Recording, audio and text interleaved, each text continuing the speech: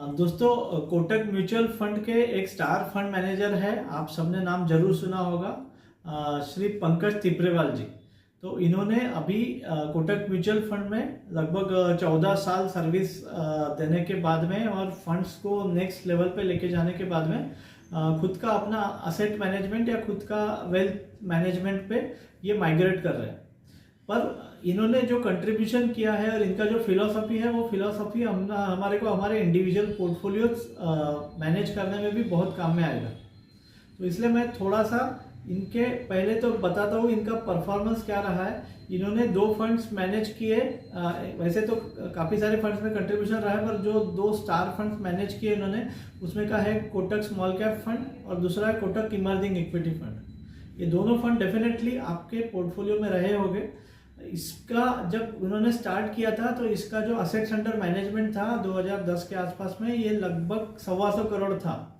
और उसके बाद में अभी आज की डेट में कोटक स्मॉल कैप का जो असेट्स अंडर मैनेजमेंट है वो 13,000 करोड़ है, और जो दूसरा कोटक इमर्जिंग इक्विटी फंड है उसका asset under management around 36,000 crore है, जो कि इंडस्ट्री के टॉप मिड कैप फंड्स के बास्केट में आता है।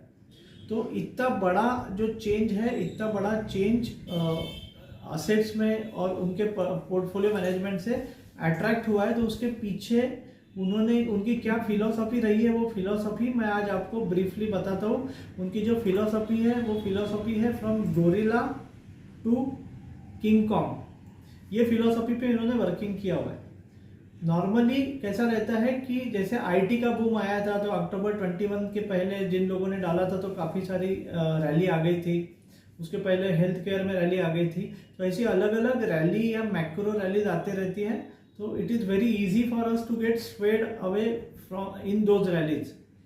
पर इनका कंसेप्ट अलग रहा है। इन्होंने अपने एंटायर करियर में अराउंड 460 यूनिक स्टॉक्स पे काम किया है, और इसमें के 60 से ज़्यादा स्टॉक जो है वो 10x पे डिलीवर कर चुके हैं। अभी इसमें इनका कंसेप्ट ऐसा है कि उनका जो पोर्टफोलियो कंस्ट्रक्शन है, हालांकि वो बोलते हैं कि मैं आज भी पोर्टफोलियो कंस्ट्रक्शन सीख रहा हूँ, पर उनका जो कंसेप्ट है, जो उनका जैकपॉट कंसेप्ट है, वो ये है कि वो 50 से 60 स्पेसिफिक स्टॉक्स ढूंढते हैं और इन स्टॉक्स को वो गोरिल्ला करके डिफाइन करते हैं।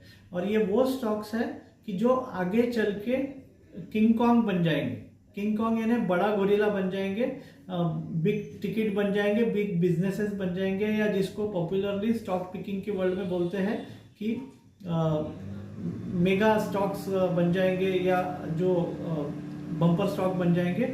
उस टाइप का हम लोग जो किंग कॉन्ग स्टॉक्स को समझ सकते हैं।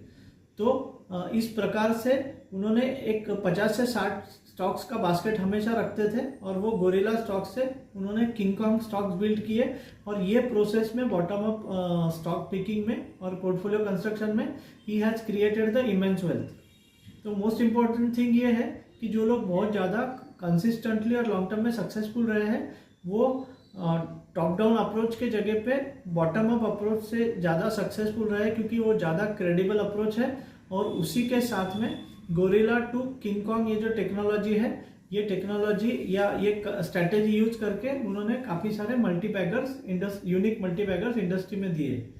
तो दोस्तों, मैं आशा करता हूँ आज का वीडियो आपको पसंद आया होगा। सबसे इम्पोर्टेंट चीज़ है कि जो एडवाइजर्स है, म्यूचुअल फंड डिस्ट्रीब्यूटर्स है, वो सिर्फ परफॉर्मेंस नहीं चेज करते रहते, क्योंकि परफॉर्मेंस तो पीछे रहता है, वो फंड मैनेजर को भी चेज करते रहते हैं। अगर कोई फंड मैनेजर जो है वो एक एएमसी छोड़ के अगर दूसरे एएमसी में जाता है और उसका मिडास टच है, तो वो फंड मैनेजर का परफॉर्मेंस वहाँ भी वैसे रहने का चांसेस है। तो इसलिए आप कोई भी फंड सिलेक्ट करते हो, बाय एंड होल्ड स्ट्रेटेजी पे लॉन्ग टर्म के हिसाब से मत सोचिए। आपको एक एडवाइजर के साथ आप कनेक्ट करिए, सो दैट वो आपको एक स्टार फंड मैनेजर का भी एक्सपोजर आपके पोर्टफोलियो में रखता रहेगा, ताकि आपका पोर्टफोलियो जो है वो अबव एवरेज अल्फा जनरेट करते रहे। Thank you friends.